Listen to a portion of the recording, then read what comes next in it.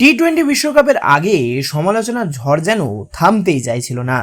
আঙুল উঠছিল যার দিকে, তিনি গৌতম গম্ভীর। ভারতীয় দলের কোচ হিসেবে দায়িত্ব নেওয়ার পর তার সিদ্ধান্ত, দল নির্বাচন থেকে কৌশল, সবকিছু নিয়েই তীব্র কটাক্ষ হয়েছিল। অতীতে কোনো কোচকে এভাবে নিশানায় পড়তে দেখা যায়নি বললেই চলে, কিন্তু নামের সঙ্গে যেন সুবিচার করলেন গম্ভীর।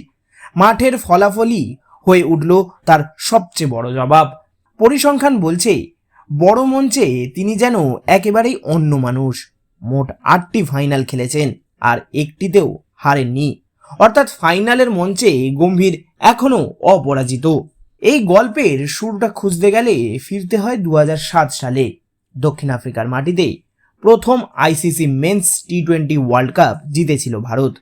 সেই দলের গুরুত্বপূর্ণ সদস্য ছিলেন গম্ভীর। ফাইনালে পাকিস্তানের বিরুদ্ধে তার ব্যাট থেকে এসেছিল 75 রানের মূল্যবান ইনিংস।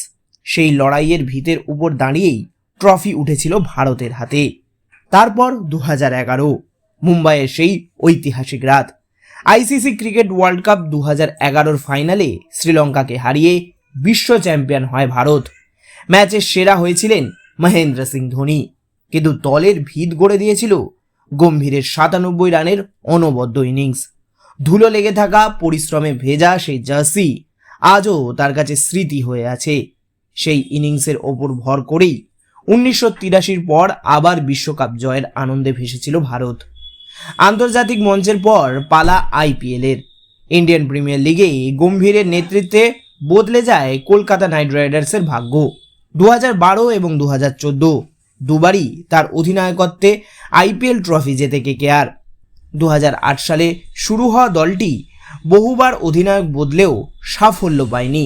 অবশেষে গম্ভীরের হাতে পড়তেই বদলে যায় ছবিটা। লড়াই, আত্মবিশ্বাস আর পরিকল্পনার মিশেলে নতুন রূপ পায় দল। এর ঠিক 10 বছর পর আবার সেই গল্পের পুনরাবৃত্তি। তবে এবার গম্ভীর মাঠে নন, ডাগ আউটে।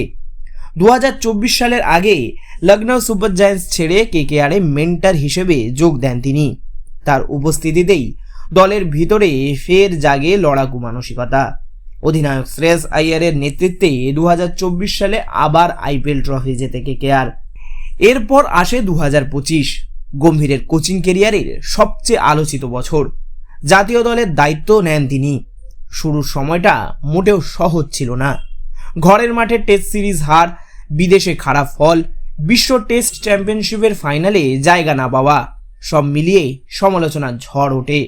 কিন্তু বড় মঞ্চে আবারও বাজিমাত করে ভারত।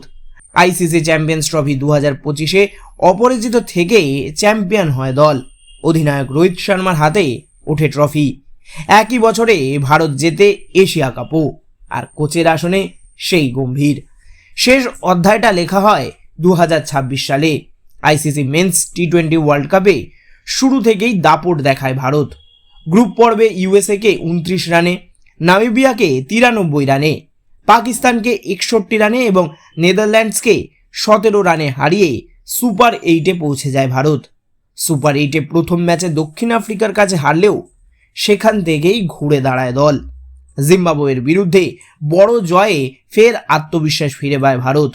এরপর ওয়েস্ট ইন্ডিজের বিরুদ্ধে ডু অর ডাই ম্যাচ, সেখানেই 5 উইকেটে ম্যাচ জেতে ভারত। স্পষ্ট হয়ে যায় এই দলকে আর থামানো যাবে না। সেমিফাইনালে ইংল্যান্ডকে 7 রানে হারিয়ে ফাইনালে ওঠে ভারত, আর ফাইনালে নিউজিল্যান্ডকে 96 রানে হারিয়ে বিশ্বকাপ জয়ের আনন্দে মাতোয়ারা হয় দল। গম্ভীরের কোচিংয়েই আবারও বড় মঞ্চে বাজিমাত করল টিম ইন্ডিয়া। এখন চোখ ভবিষ্যতের দিকে। সামনে আইসিসি ক্রিকেট ওয়ার্ল্ড কাপ 2027। 2011 সালের পর আর ওয়ানডে বিশ্বকাপ জেতেনি ভারত। সেই অপেক্ষা শেষ করতে মরিয়া শুভমান গিলের নেতৃত্বাধীন তরুণ ব্রিগেড। অভিজ্ঞতা আর তারুণ্যের মিশেলে সেখানে গম্ভীর আবারও পাবেন বিরাট কোহলি ও রোহিত শর্মার মতো তারকাদের। সমালোচনার ঝড় পেরিয়ে গম্ভীর যেন আবারও প্রমাণ করে দিলেন বড় মঞ্চে তার নামটাই যথেষ্ট।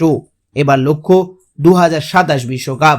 2011 পর অপেক্ষা ভাঙিয়ে আবার বিশ্বকাপ ঘরে তোলার স্বপ্ন দেখছে টিম ইন্ডিয়া।